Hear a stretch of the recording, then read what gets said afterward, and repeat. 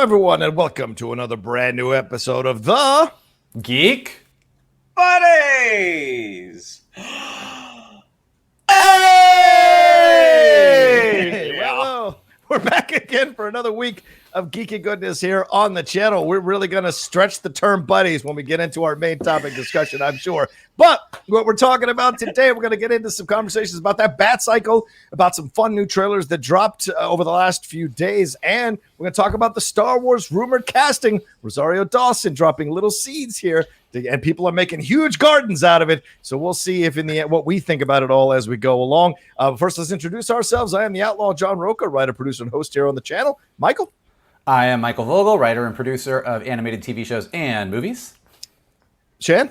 And this is Shannon McClung. I'm an animation writer and a television actor where you may have seen me on Silicon Valley, Modern Family, and Marvel's Agents of S.H.I.E.L.D. Hey-o.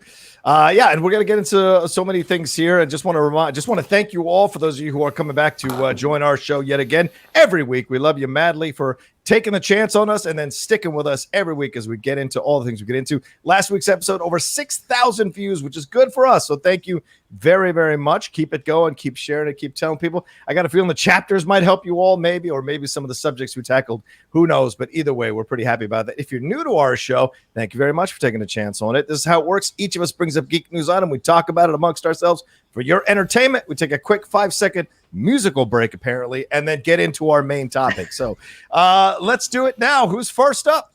That would be me. All right, brother. All right. Well, some big rumors.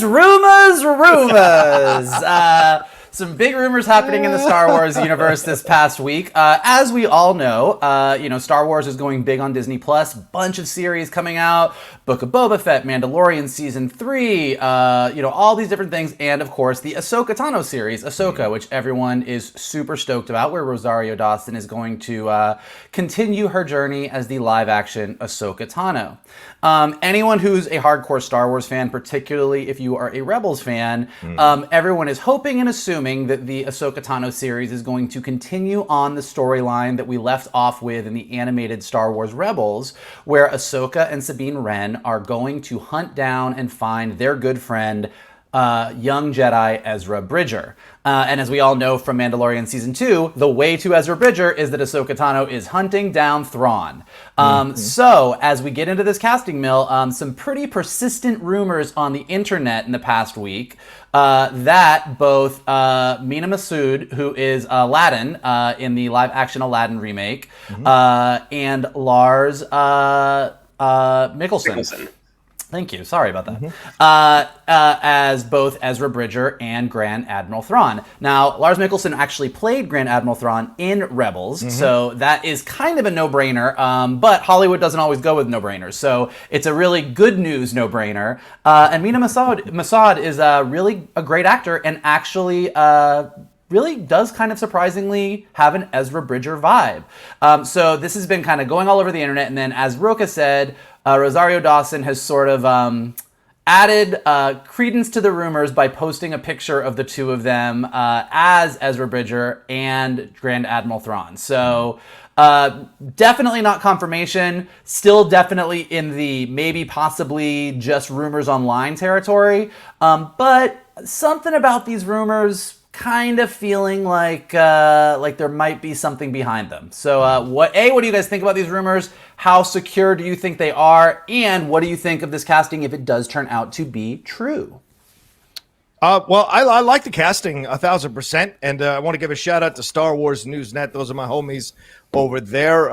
They're the ones that like retweeted this stuff, and Rosario liked it or shared it on Instagram, which gave it all this impetus. So she wasn't saying that they were cast. She was saying she's excited if this is the truth, or excited to welcome more people of color into the world of Star Wars. So it makes her excited for sure. But we don't know 100%. That being said, I love this idea. I think a lot of people have been behind the Mikkelsen idea from the beginning, and the Mena Massoud idea has been growing over the last few months. I think it was I can't remember the other actor who had kind of stoked the flames a little bit by saying how much he liked Ezra the character, and there was rumors that he might be stepping in to play the character. So clearly, they're looking for it, they're casting for it, and I like the idea of Mena Massoud, especially because Mena Massoud, listen, closed mouths don't get fed, and Mena Massoud was out there on social media complaining about how he hadn't been offered any big parts since Aladdin. So, this is a way to get people's attention. This is a way to get people to focus on you a little bit. Plus, he's already in the Disney family with what he did with Aladdin. So I think all around, this is a smart move if they go about doing it. Do I think it's true? I don't believe anything until Disney says it is. Shannon? Yeah, I think the casting is really spot on. I think the actor you were referring to, John, is Rahul Kohli from The Haunting of Bly Manor. Yes. Which Vogel and I, we actually chatted about this the other day because we had lunch. And was it good? Did you guys go get sushi? Was it? It was the greatest. It was the greatest. You greatest don't lunch live ever. here. You don't live here. You don't even go here. Do you want us to FaceTime you while we eat tacos? No, to be kind of nice. Just prop me up on there on the microphone.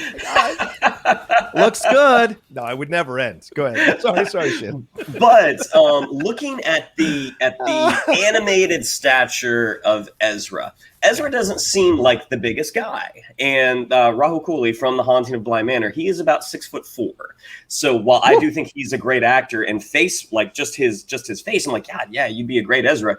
You're a giant. Mena Massoud is 5'8", and I think that height kind of lines up a little bit better with how Ezra has been established. Now, Lars Mikkelsen as Thrawn, I couldn't think of a more perfect person than other than the one who did the voice. Yeah, and also like if you were a fan of the BBC Sherlock with Benedict Cumberbatch and Martin Freeman, he played the season 3 villain Charles Magnuson and was just diabolically awesome. And so you see him stepping into this role, fantastic. The fact that Rosario Dawson didn't just like it, she shared it. Yeah.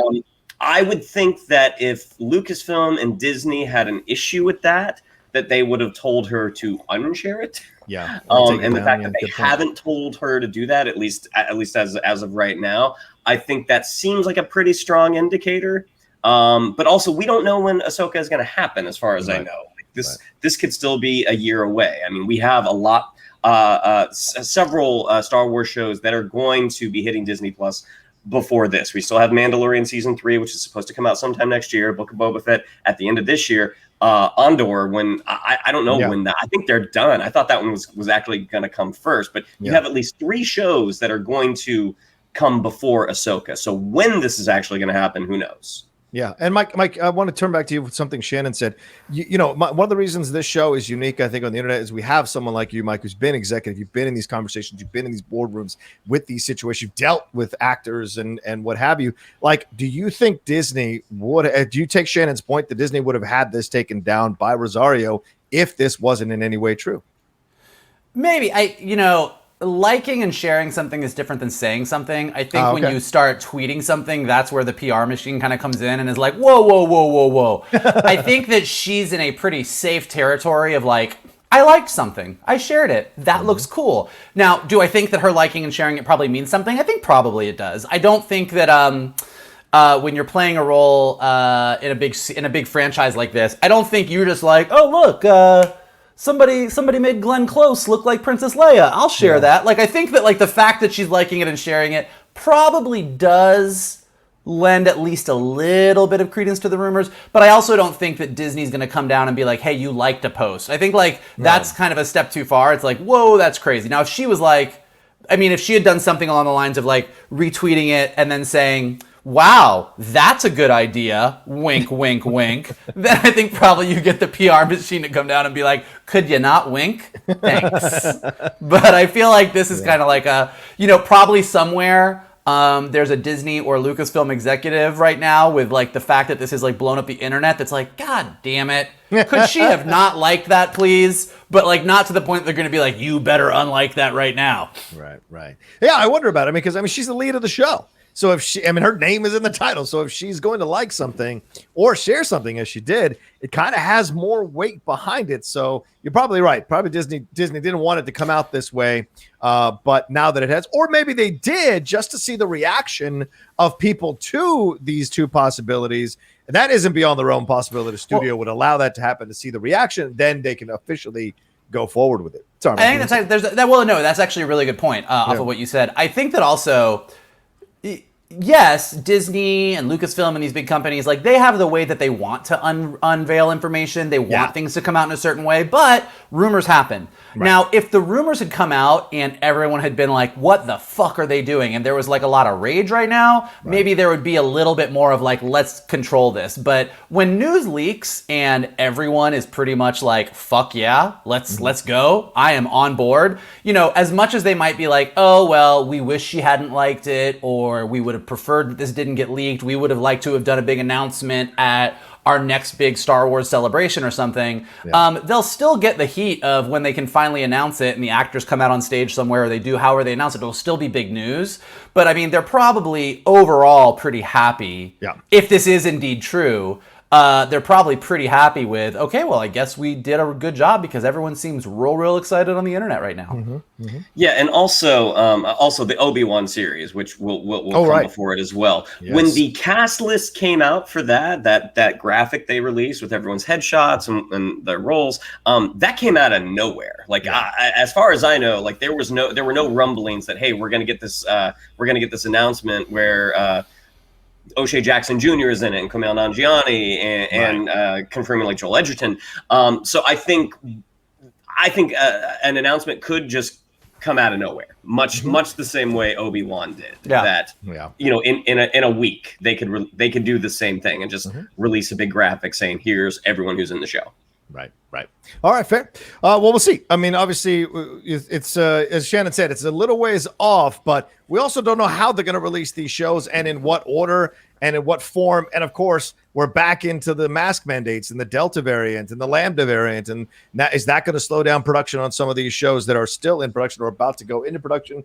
We don't know. So a lot is happening here, a lot of moving pieces, but we'll keep tabs on it for sure.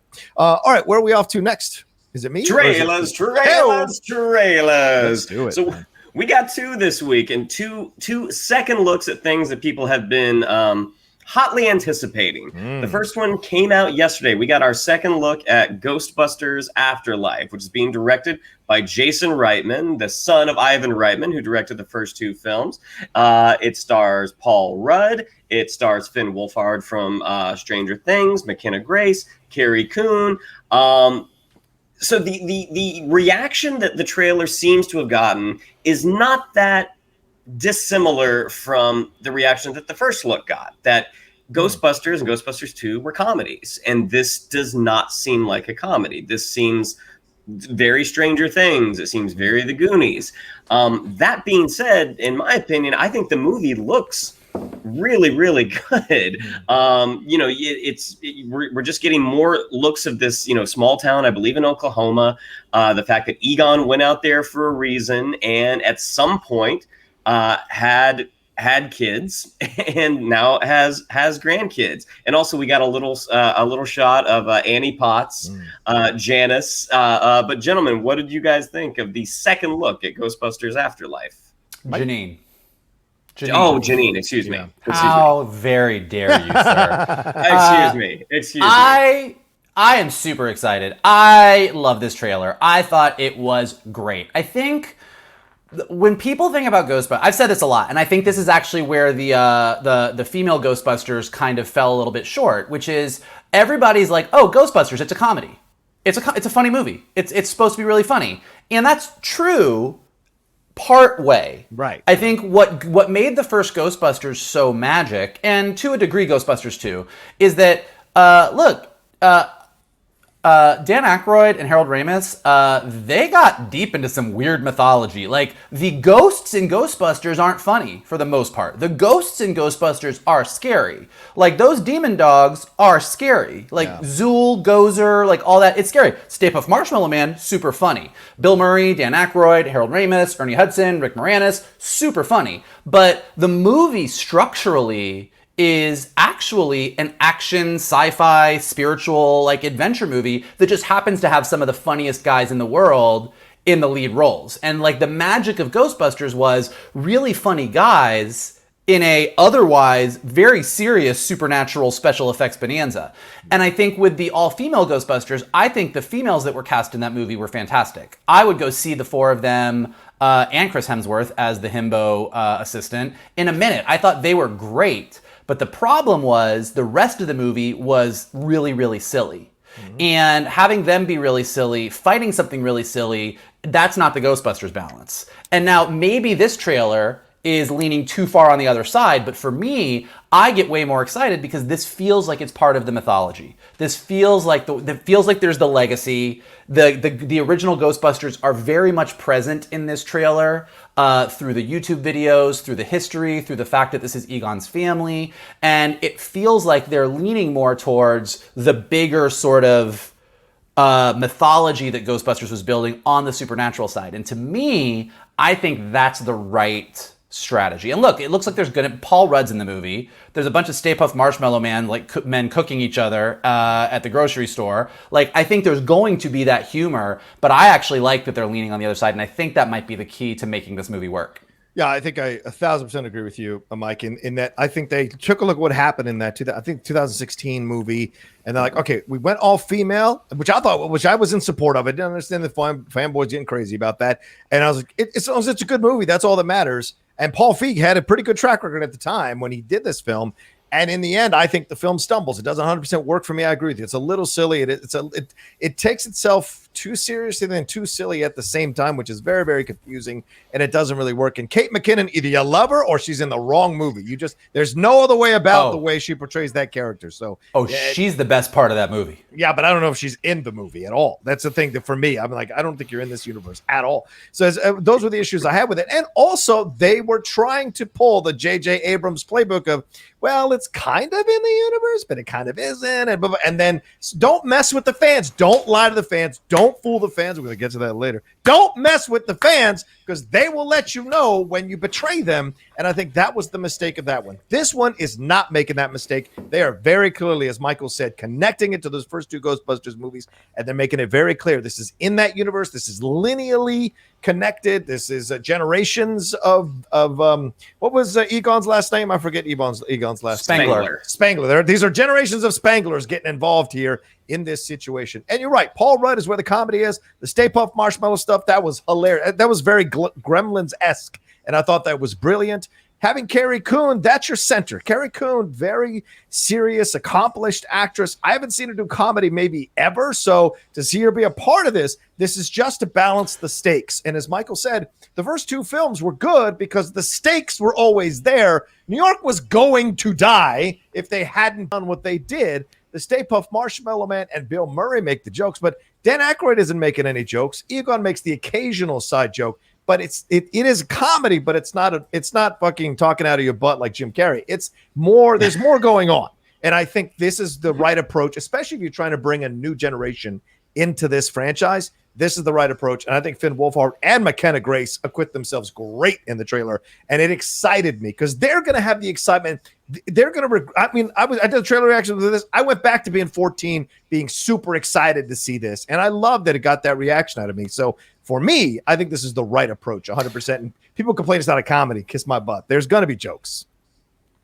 There's the jokes. Well, I mean, also just remember, like Ghostbusters, and it's just one of those magical 80s movies that as much as it's funny and hilarious, and I do think it's a really, really funny movie, yes, like it inspired generations of kids to put on jumpsuits and proton packs. Right. I mean, the iconography of Star Wars, like the ghost trap, the proton packs, like all the pieces of it, people got into that the way that we get into Harry Potter and Star Wars and all the nerdy things that we love. And so I do think the comedy is an important element to it. Absolutely. You can't have Ghostbusters without a kind of a lighter humor and a touch to everything. Like nobody wants to see the super serious, dark Ghostbusters movie. But I do think that we oftentimes don't realize that like the geek side of it and the mythology side of it and the world building side of it, I think is what made it truly, truly special. Yeah, and one last thing, and Shannon, I know you haven't talked in a bit, sorry, but like the 80s approach to this is that approach, right? 80s was fun. Everybody's doing coke and spending money and having fun.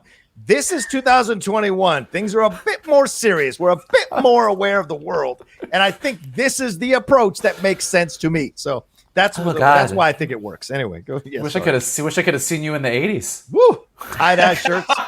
I had neon green shirts, parachute pants, and Coke. Anyway, all right, go ahead. Coca-Cola, Well, new Coke. Yeah, go ahead. I mean, I think that first trailer is where I did have the it's not funny. Having to sit with it for a year before we got another look, Right. I came around to the concept that it seems like they're doing. I love the fact that they are connecting it to those old movies. I mean, the 2016 Ghostbusters, there are a lot of moments that I laughed quite a bit. Overall, I was like, the movie itself was, it was fun. Yeah, it was fine. Yes. I didn't hate it. I didn't think it was some sort of, geek sacrilege that it happened, but it didn't have that magic that the old one does. And the fact that that last shot, I mean, they're literally calling Ray's a cult. That's Dan Aykroyd picking up the phone. I love that they're connecting it. And also when you have a property that has been around for so long, taking it in a slightly different direction, which we'll talk about later, is not always a bad thing. Mm-hmm. I mean, I think thus far the choices that they're making seem to be good, based off of the 2-minute trailer. But Ghostbusters Afterlife comes out this November 11th. And 3 weeks before, we will be getting Denis Villeneuve's Dune. So we got this happens a lot. We've talked about this on Geek Buddies in the past, how we generally record on Wednesdays in the afternoon, usually Wednesday at 4:00, some huge thing comes out. I was like, damn it, we missed it. Which is the case with Dune. We got our second trailer for Dune coming from Warner Brothers.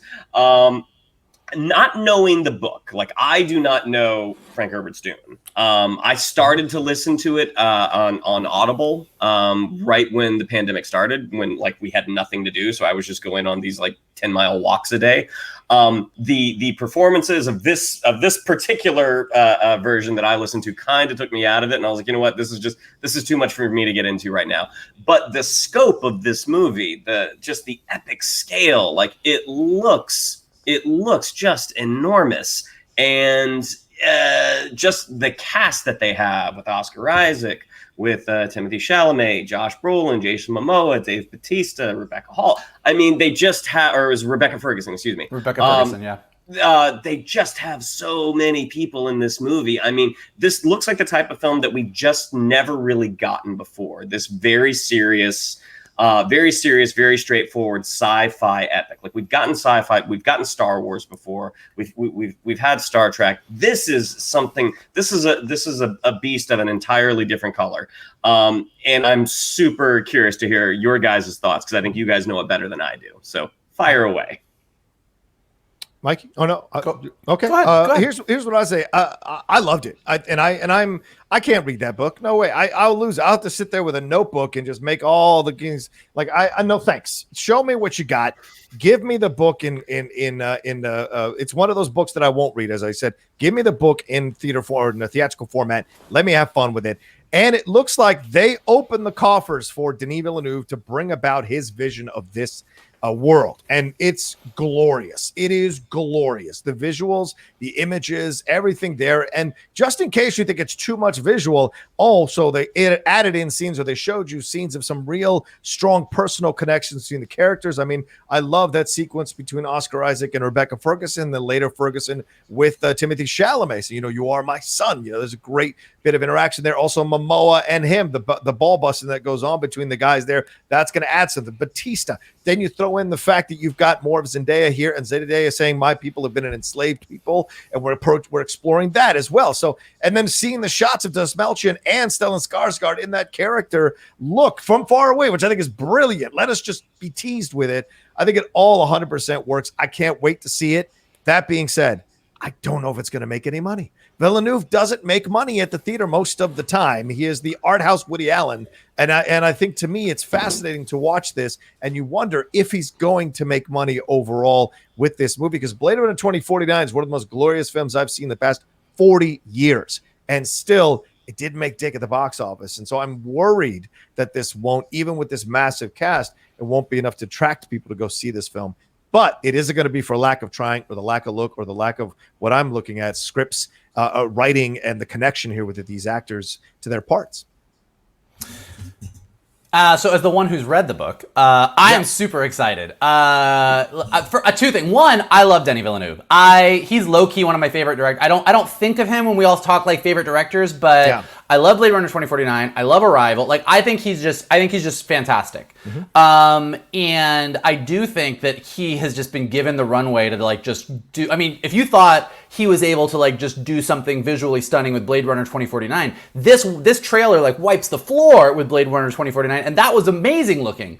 I think what's really cool, what I like about it is that it reminds me of the reaction I had when Peter Jackson did Lord of the Rings. And what I liked about it and why I hope this will be successful is that if you love Dune the books, you love Dune the books. But and Dune the novel is well written, it's exciting, but just like the Lord of the Rings books, the action is there, but it's not fully brought to life on the page. It was written a long time ago. The style of sci-fi novels was a little bit different at the time. It's very heady, it's very cerebral, and I think like when we saw like the Dune from the 80s and some other versions of it, it kind of leans on that. When you watch this trailer and the scope of it and the battles and the size of it, and it's just like it feels not just like the book brought to life, but the book brought to life in a way of someone who really understood what was really going on. Like when Peter Jackson did Lord of the Rings, some of those battles that are very talked about like you're reading a history novel when you read the book were brought to life in a way that you're like, fuck yeah, this is what I want Lord of the Rings to be. And my feeling watching these characters come to life in this was they all look the way I pictured them when I read the book, which is a hard thing to pull off, but also the scale and the action is even more than I would have ever hoped. So I'm stoked. I think it's going to be huge. I hope it's huge. This is one of the movies that I've been really, really looking forward to for a while because of the pandemic. And the combination, like you said, the cast, the talent, the director, the sci-fi novel that inspired a whole big chunk of Star Wars that has never really gotten its due on the big screen in the way that it really deserves to. Like, if all the stars align, this could be absolutely huge, and I hope it is.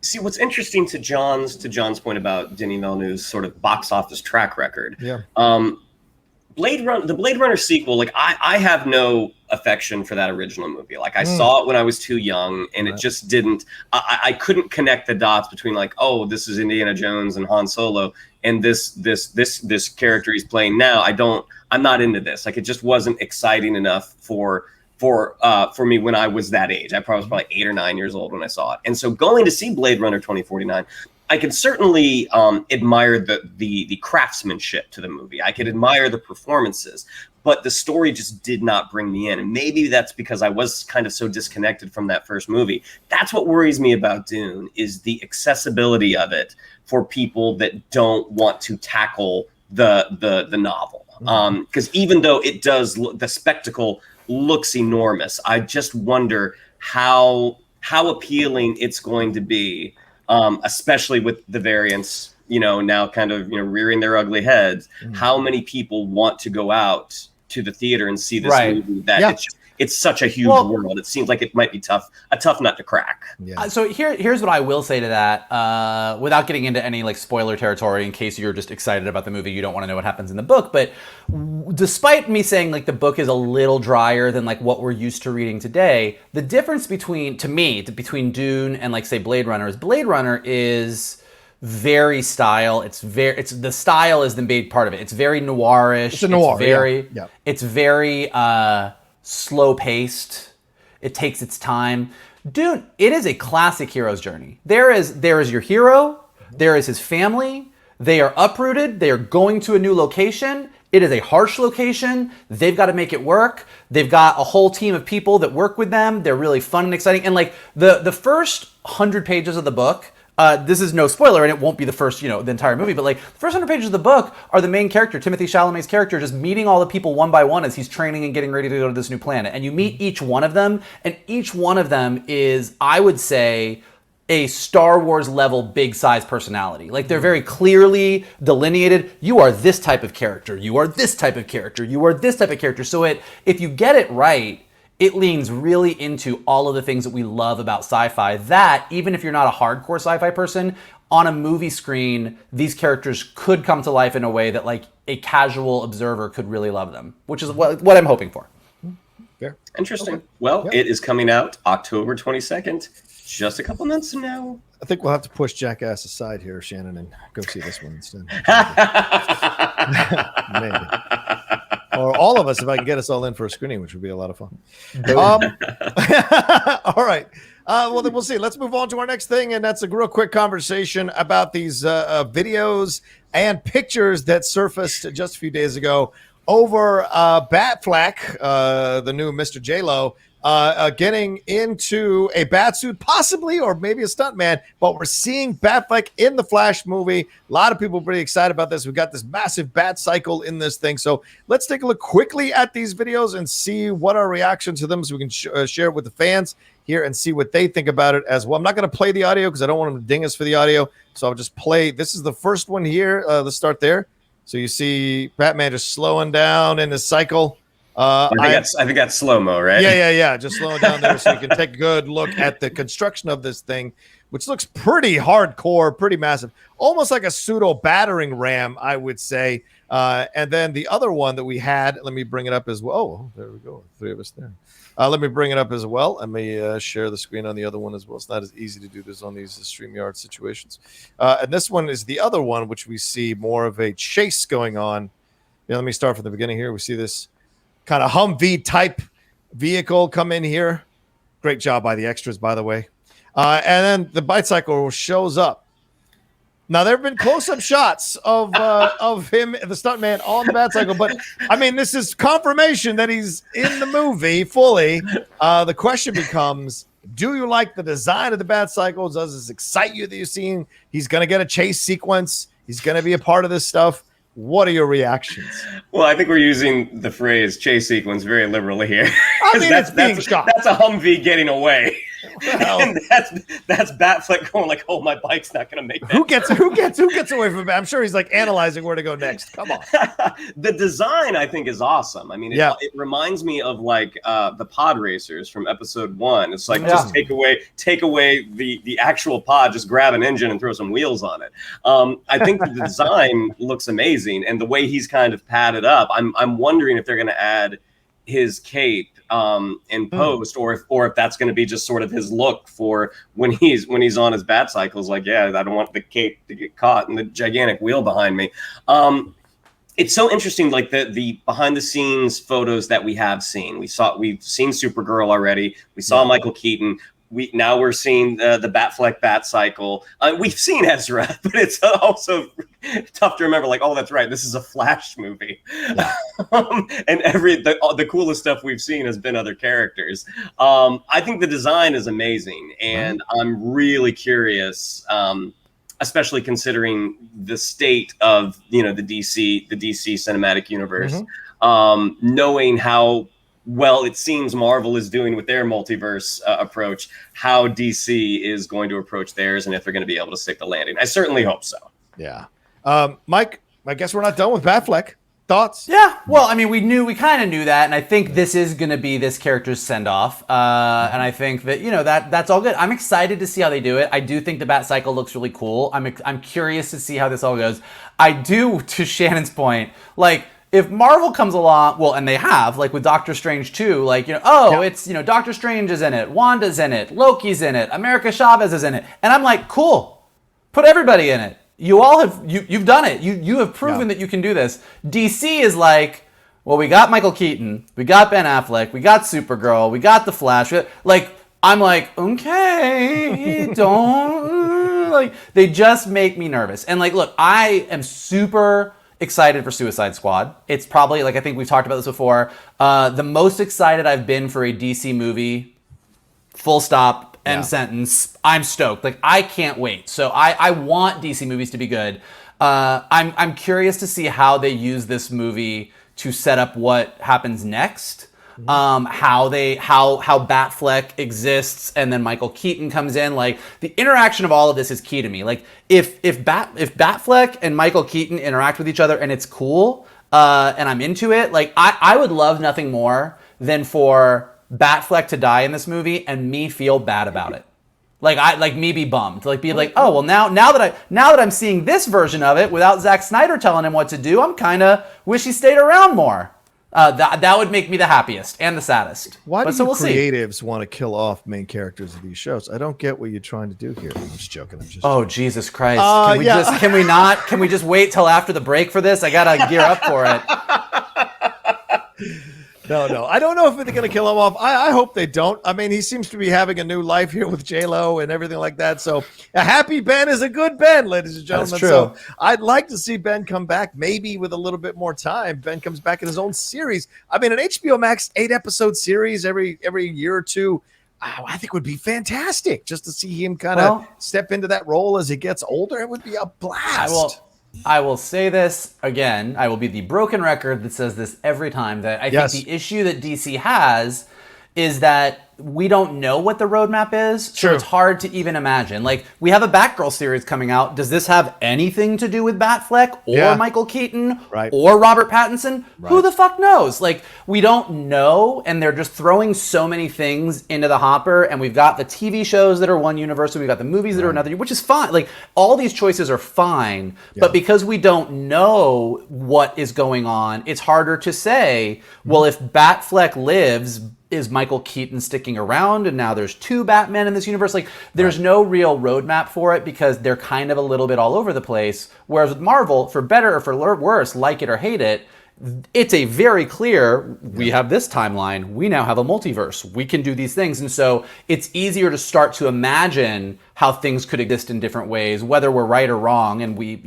get, like I say, we get Mephisto'd a lot. But with DC, I just think, I do hope that post this Flash movie, if they do it right, they can reset their universe and give us some new ground rules. I think Warner Brothers doesn't have the best track record creatively with creating a universe that has ground rules and sticking to it, but that's what they need to do here.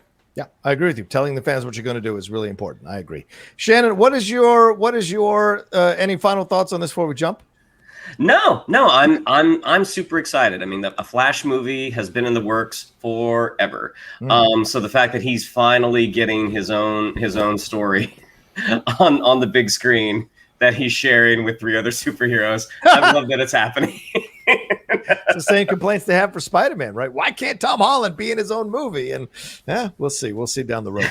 But a lot of people saying, oh, that can't be Ben because he's not massive. Have you seen Ben lately? He hasn't been hitting the weights. He's chilling out. He's still big, but he ain't what he was for when he was doing Snyder's Batman. So it's a different approach, I think. So it might still be him if it's not a stuntman in there. I don't know. Mike, do you think it's him? I mean, listen, he's on that Dunkin' Donuts workout. I don't know. I don't know what to tell you, man. He's on that J-Lo workout, putting that. I will say, I do love the vicarious geek world that we live in, where Ben Affleck's moods affect us so greatly. Like a picture of Ben Affleck picking up his Dunkin' Donuts in his sweats makes us all sad. And a picture of Ben on the boat with J-Lo as he's looking off in the distance and thinking about his life makes us all happy. Like, God love him. God love his journey. Love you, Ben. I think we love him. I just think we love him. Where Damon seems pretty chill. He's got a wife, his kids. He's a pretty settled guy. Affleck has the swings, man. And so I think people kind of gravitate to that because I think many of us have people in our lives who can be like that. And so you want to cheer for them when they're on the upswing for sure. But it's a great point you make. All right, let's get on out of here from this section of the show. We're going to take a quick 5-second musical break, and jump into our main topic, our review and discussion over Masters of the Universe Revelations. What's going to be revealed next? Is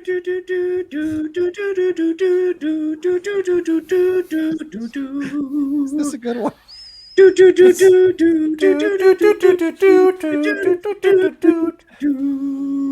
That's good. Only 3 others share my secret: the sorceress, Man-at-Arms, and Orko. But not Tila. Don't you dare tell Tila.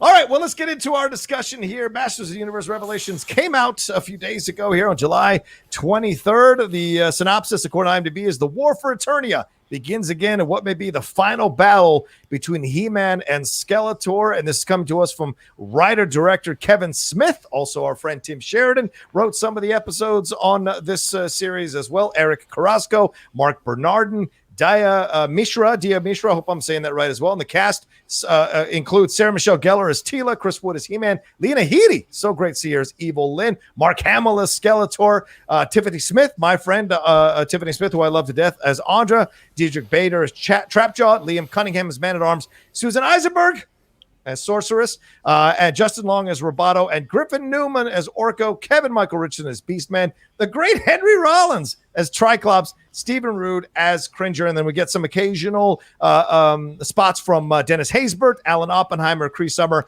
the great Kevin Conroy, Jason Mewes, Alicia Silverstone, Tony Todd, and Smith's own daughter, Harley Quinn Smith, as well as my friend Adam Gifford, who plays Vicor in that episode when they're down in Heltania, whatever it is.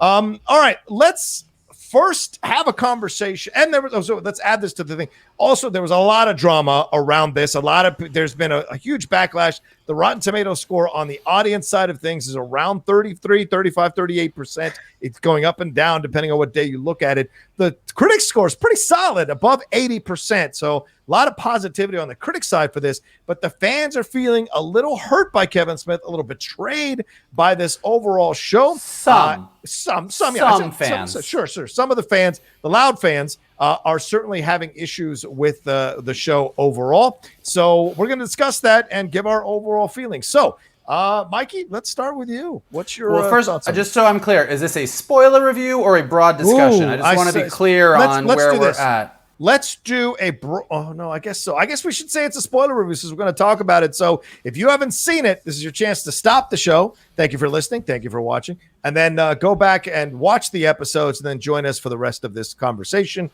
Spoiler alert. Absolutely. Spoiler alert. Spoiler alert. Spoiler alert. All right. Let's get into it. Mike. So I think it's a ton of fun. I don't think it's the greatest thing. I would put things like the Voltron reboot that DreamWorks did at a higher level, but I think that it is a ton of fun, and I love what they did. I love He-Man and the Masters of the Universe. It was like my first love as the 80s kid before I got into Transformers, before I got into G.I. Joe, before I got into Star Wars. I bought those toys. I watched that show. I was super obsessed. It is cheesy and ridiculous. It is a giant toy commercial. The vehicles make no sense. It's a crazy ass world. And what I love about Revelations is that, particularly in that first episode, they set up this is the world of He-Man you remember. The designs are better. The animation is better. They're actually fighting with each other. But it was like jumping right back in to an adventure from when you were a kid. Skeletor and the forces of Snake Mountain, going after Castle Grayskull. Adam turns into He-Man, goes and does the thing. And then at the end of the first episode, the big moment where Skeletor and He-Man both die, which we can dive into the controversy about it in a minute, all of a sudden sets up stakes that never existed before. Mm-hmm. These characters were never able to do that. And then to get into the second episode and see primarily Teela, but everybody dealing with this post-He-Man, post-Skeletor world where magic is dying, and that's no longer, Eternia was always part magic, part technology, and the magic part is fading away, and seeing everybody kind of dealing with that, dealing with the idea that you were lied to about your best friend's identity and what was going on in their lives. There was a lot of rich stuff there. And so to take this super ridiculous world and these over-the-top characters and have them all having kind of realistic reactions to something, it's a very weird sort of thing to wrap your brain around, but it was a ton of fun. I thought the journey they went on was interesting. I thought having the good guys and bad guys have to team up together for a shared goal was a ton of fun. I think Eva Lynn is one of the standout characters. I thought she was great. I thought they did a lot of really fun stuff. And then you get to the end of this part of it, the first half of the story, where Skeletor gets the power of Grayskull. And where that's going to go is going to be really, really interesting. So I had a blast. I burned through them. It was like nostalgia at its best. The way that I put it to somebody was, I don't think that they necessarily elevated He-Man to a higher level the way that other reboots of things have done, but I don't think that was their intention. I think they wanted to give us an awesome adventure within the world. So from a geek standpoint, I thought it was a really sweet dessert, if not like a full meal. Okay. Shannon, what do you think about the overall first 5 episodes of this season? And then we should say that this is the first 5 episodes. There are another 5. There's a back 5 episodes coming very, very soon from them as well. Shannon? So it's been over 30 years since I've seen an episode of the Filmation He-Man and the Masters of the Universe. But that was one of my shows when you came home at the end of the day. Like that was after school cartoons. And at the time I loved it. I had Castle Grayskull, I had Battle Cat, I had all those figures. Watching that first episode, I was really excited. And then watching the first one, I didn't love it, because I think it was setting up the world. It was setting up that connection to the old Filmation series in the 80s. Once we got to episode 2, that we got to the aftermath, and you see Tila and Andra out on their journey, that's where the show really clicked in for me. That's where I really started to enjoy it. It did get a little darker. It got like a couple turns of the dial more adult, but it is still Masters of the Universe. There is still a character named Evil Lyn. I mean, there's still a character named Clawful. I mean, these are ridiculous. These are ridiculous characters. Now, and I mean no disrespect to anyone that series, that property is near and dear to your heart. Again, as a kid, I loved it. But it's not one of those properties that went with me as I got older. Like Star Wars stayed with me. Indiana Jones stayed with me. This is just not one of those that stayed with me. So watching it as sort of a casual fan, the nostalgia was there, but it quickly went away. I was like, this is kind of silly, despite the fact that I think the voice talent is absolutely top tier. I mean, Liam Cunningham as Duncan is so fantastic. Lena Headey as Evelyn, she's great. So freaking good. By the time we got to the end, I was like, yeah, I'm excited for the next 5. Now I look at the online reaction and the people who do have this sort of very extreme, Kevin Smith lied to us, he betrayed us. To me, that seems like an unusually extreme way to react to a reboot of an 80s animated series. And again, like I'm not dismissing that position. It's one that I don't really understand. But it just seems like, wow, like, are you just not happy to get more stories of these characters? And remember, back in the 80s, they didn't do serialized storytelling. Right. Each episode was an adventure. It was an adventure a day. Self-contained. It starts and it ends. It starts and it ends. This is one big adventure. This is a limited series. I mean, are they going to do more after the 10? I don't know. I mean, based off of some reaction from the fans, maybe not. But it's one big story. So that's why I think the people that are so upset that like you killed He-Man, like it's a He-Man show without He-Man. I'm like, well, at this point of the story, like he's popping in there, like you're getting those flashbacks. You do get Prince Adam again by episode 5. I think you kind of have to withhold judgment until you've seen the whole thing, but I'm guessing most folks aren't going to do that. Yeah, I mean, I'll say this overall. I thought the animation was stellar, absolutely gorgeous. I thought it was gutsy of them to kill off He-Man and Skeletor. As an adult, I was like, this is brilliant. Let's see what we got here.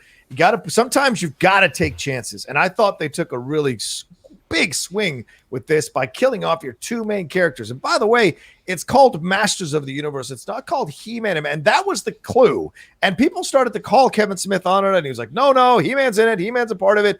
He pushed back on it. I think that's where people feel a little bit betrayed. But we'll deal with that a little bit later. For me, overall, I thought the series was absolutely enjoyable. I had a really good time watching it. Were some of the things a little on the nose? Yes. Were they forced a little bit? Was it woman power all the time? Yes, a little bit too much. I've even seen some female critics come out against it and say it felt forced and ham-handed rather than organic and natural. And that's part of when you're trying to tell these lessons. Let me finish, Mike. Do I think that they undercut some of the stuff? Yes. Evil Lyn having this great moment with Orko and then later joining up with Skeletor anyway, being, I don't want to be, enslaved to a man. And then 2 episodes later, I guess I'll be enslaved to a man. It just seemed like you're undercutting the strong moments. If you're going to do this stuff, which I think you should do this stuff, because remember, He-Man was out teaching you lessons every episode. So in that way, they've kept the spirit of the show. You saw Orko, and then when Evil Lyn really on the nose goes, that's your parents talking. It's a little too for what it's a little too on the nose for what it's trying to do,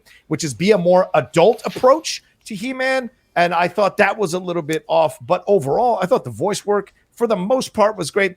I'm not the biggest Sarah Michelle Gellar fan when it comes to her voice work. I think there are levels missing for her as an actress that just aren't there, and you're going to get what you're going to get. But she's successful, and she keeps getting cast, so people clearly like what she does. So, it's just my opinion. I think there's another stronger voiceover actress that you could have put in that position that really would have given us some interesting levels to Tila's upsetness.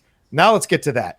I think that's such a flimsy reason for her to do what she did. Oh, you lied to me. Hey, my son just got fucking killed. How about you calm down on your being upset about being lied and let me deal with the grief of my son? And you think that moment is the moment to yell at the queen, the mother who's just lost her son? There's an arrogance and selfishness in that moment that I think they could have scripted that better. They could have had that moment later on. They could have had it while she went off and, thought about everything. And then days later, came back and had that confrontation. I think that's the smarter move. I think having her get all upset in that moment, making her grief more important than the parents of Adam's grief, I thought was a bit off. But overall, I like the journey that she's on. I like that she's, kind of discovering who she is. And I really dug what Tiffany did with Andra. I wasn't sure what to expect with a character like that, but I think they made it work overall.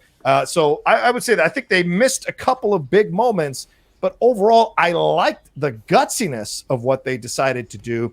And even in the end, Adam's not dead. He's not dead. He's mortally wounded, but he's not dead. And even Chris Wood, who's the actor, came out in a recent interview and said he's not dead. Kevin Smith used more colorful words to describe the fact that he's not dead. So overall, that's what I would say. It's an enjoyable watch, but I had some issues with some of the heavy-handed approach to some of the things they really wanted you to get. So I actually agree that I think it does get a little heavy-handed. I think it's not a nuanced show for sure. And I think some moments definitely landed and you're kind of like, yeah, I agree with what you're trying to do. Right. Don't fully... on the whole girl power thing, I'll push back on that a little bit, that even as a kid in the 80s, it was pretty well established that aside from Man-at-Arms, Teela was one of the best warriors. I mean, and most episodes were Man-at-Arms, Teela, and He-Man. So the idea that Teela's still one of the most badasses in a world where He-Man's not around, and similarly with Snake Mountain, Evelyn was the only henchman of Skeletor's that wasn't a fucking moron. Everyone else was an idiot. So in these two characters kind of coming together and going on this journey, and Evelyn showing up and being here's what we need to do, and Teela coming into that, that didn't strike me as the Marvel Endgame girl power moment where they were really trying to force it. I was like, yeah, if Man-at-Arms is off, chilling with Roboto and Orko.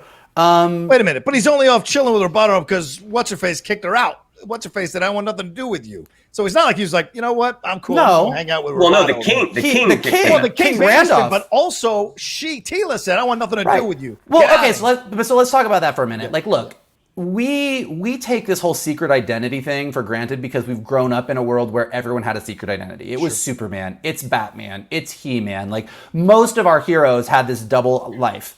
What I loved about this show, and the Brian Michael Bendis Superman run in the past few years has dealt with this with Superman as well, lying to all of the people that are closest to you. Sure, we all take it as for granted that it's it's to protect the people I love. But realistically, if you were leading a double life, the people that are closest to you would be really fucking pissed and hurt, and it's a fucking mess. If you were a superhero, I would not be upset about the fact that you were a superhero and you didn't tell me about it. If you were a serial killer and you didn't tell me about it, that's a different situation.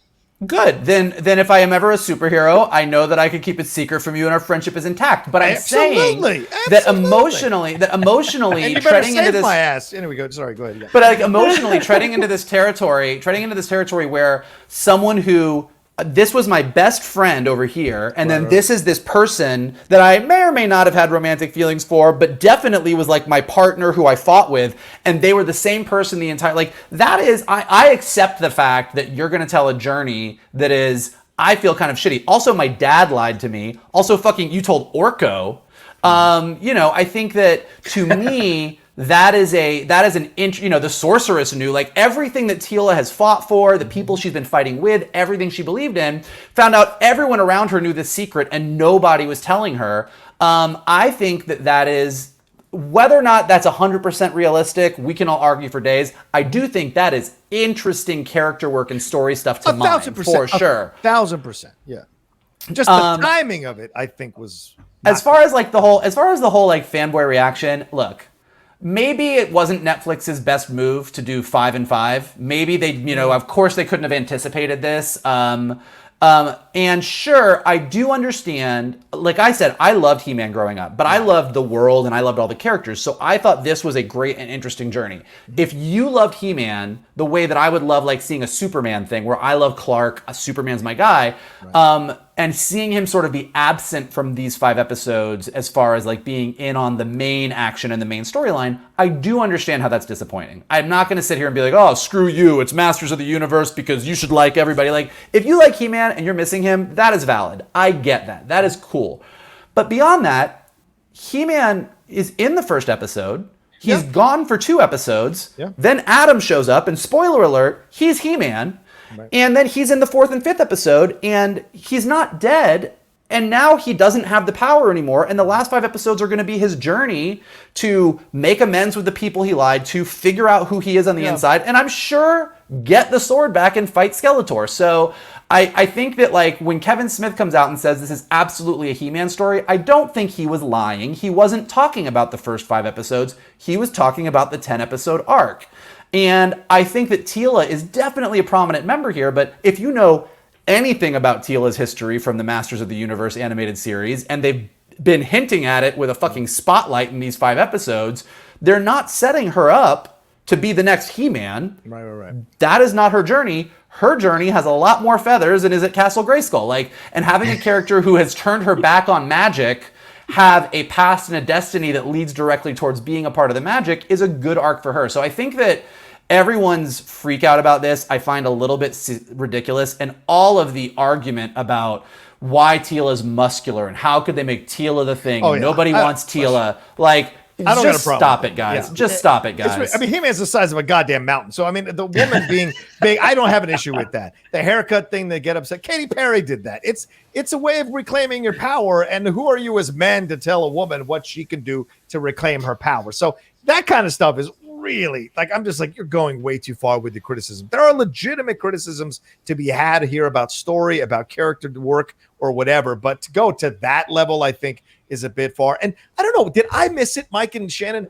People are saying there might be this kind of maybe lesbian undertones or whatever.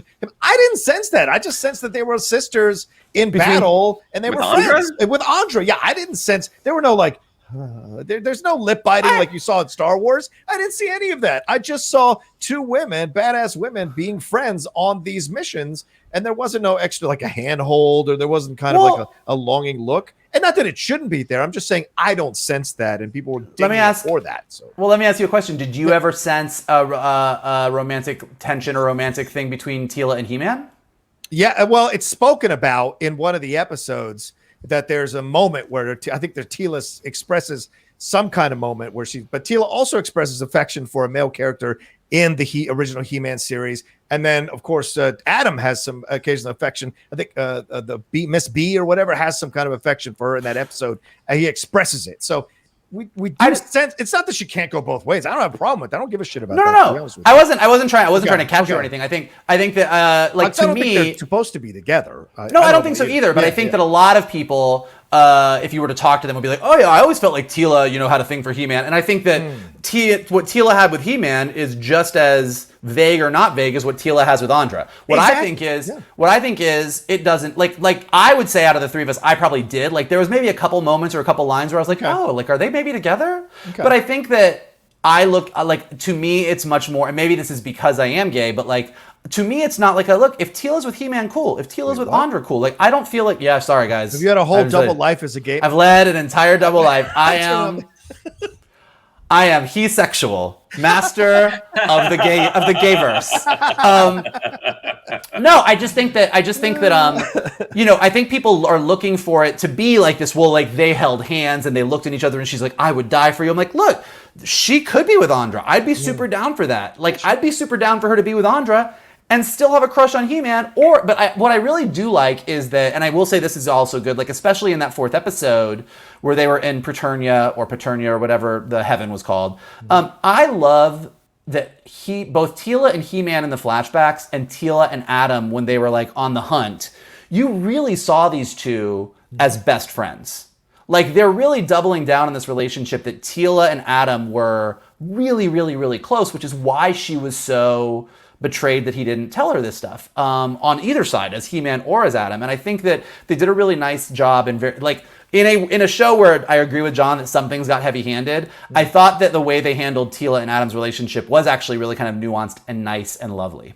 Shannon, you haven't spoken of it. What do you think about everything we've been saying and your own thoughts as well as we talk about this? I mean, I definitely love Jason Mewes as Stinkor. I mean, I thought the casting of Jay to be a character. I'm pretty sure Stinkor wasn't in the animated series. I remember. Well, she says it's an old person. He was, or if he wasn't, Stinkor was in the animated series. Yeah. Well, he might have been. He was definitely in the comics. But I don't remember him being in the animated series. That being said, I there's a lot of stuff I didn't remember from the animated series. I just remember how that toy smelled. Oh, like that. It smelled bad as to how Moss Man smelled great. Oh, I loved Moss Man. That Moss Man toy was great. Smells Which like pine. The funny thing with Moss Man, I mean, it's interesting that Moss Man had, a lot of people had issue with the fact that Moss Man was kind of off in the first episode, but then he comes back and, in some form, is that Moss Man was literally a Beast Man figure that they put a new coat of paint on. Yeah. And people got so upset that they killed Moss Man. And I was like, I thought the fact that they have Alan Oppenheimer, who was the voice of the original Skeletor, right, voicing with an incredible performance. Like I thought the 2 bits of the 5 episodes that he is in, he is fantastic. Also, if you guys haven't watched the behind the scenes on Masters of the Universe, which is on Netflix as well, it's really, really great. Cool. Look, I mean, people are hold different things closer to their hearts. And again, it's not my place to be like, hey, that's a silly argument. You're wrong. Again, I might not understand it. The level of vitriol that some people have, the whole Tila having muscles thing. It's like, well, if she's supposed to be a really badass warrior, reason dictates that she would probably be in good shape. Yeah, I'm from the Image days where everybody had muscles upon muscles. It doesn't matter. Like, it's irrelevant to me. It's not like everyone else was like this waifish thing, and then she was this massive creature. It just seemed weird. Did you like Evil Lynn had muscles, for fuck's sake? Yeah, what? Oh yeah, that staff is heavy. Kevin Smith did an interview in Variety. Yeah, and he has a great quote here. He says, "I see people online go, hey man, they're getting rid of He-Man. Like, you really fucking think Mattel Television, who hired me and paid me money, wants to do a fucking Masters of the Universe show without He-Man? Grow the fuck up, man. Like, that blew my mind. Bunch of people like, oh, I smell it. This is a bait and switch." Well, I will say. Oh, go ahead, John. Go ahead. No, go just ahead, say John. real quick. I also think Kevin's kind of mischaracterizing some people's complaints for his own narrative to deliver in that interview. They're not saying the way less intelligent ones are out there screaming about he's killing He-Man, but there are legitimate complaints about what he's made decision-wise, plot-wise, story-wise, character-wise, decisions he's made, and the staff have made with some of these characters. Because, Michael, I mean, you're gay. I mean, if this idea of having a person... But this idea of having a person reveal their secret identity and one of their best friends gets mad at them, walks off, and doesn't want anything to do with them, that's a tough. I mean, as a gay person, that seems to be sending the wrong message to be putting and making that person the protagonist of the series. That being said, though, she does come around later. That's the thing that I think some of these criticisms don't give credit to. Tila comes around on her feelings about all of this as the 5 episodes come along, and some of these criticisms haven't given the show credit for that. She does come to terms with Duncan. She does come to terms with Adam when they're down in that Preternia and later in Hell as well, when they come out of it to go to Castle Grayskull. So there is a resolution of her hurt feelings there, so they do pay that off. Sorry, Mikey. And I think, I think even as a gay man, I do think that it's look, I don't no one's saying that Adam was doing it maliciously. They're not trying to personify him as I was fucking with you and gaslighting you. He had his reasons for keeping his secret, but I don't think that Tila being hurt by that is a bad color for her. I think that much like finding out that someone in your life who you're very, very close to for a long time was leading a double life and was gay and you didn't know him, whatever. I think that there are hurt feelings and misunderstandings, and you do need to have these talks. And I think that watching this in action, like rather than just living in a world where people have secret identities and we accept it and okay, that's cool, you don't ever have to say who you are, diving headfirst into these are the feelings you have, let's work through this and come out, and our relationship is stronger now, which I think is where we're going to end up. Yeah. We are better fighters, we are better protectors of Eternia, we are better masters of the universe because we don't have these lies and these deceptions and these things between us. I think that's a good story to tell. I think so. I think that's valid. I just I just really wish, like, this whole narrative of everything that I loved, the woke left is trying to change it and force diversity in and force women power, girl power, and enforce this stuff in. I'm like, just shut up. I mean, like, honestly, like, it's like, because, like, we live in a world where, and, like, I say this, like, I'm a white dude. Also, shocker if you didn't know. But like, I'm a white dude and I grew up watching a bunch of white dudes on TV and I saw myself. Right. But I was also gay and I, in that respect, didn't see myself. And we have so many friends who are not white.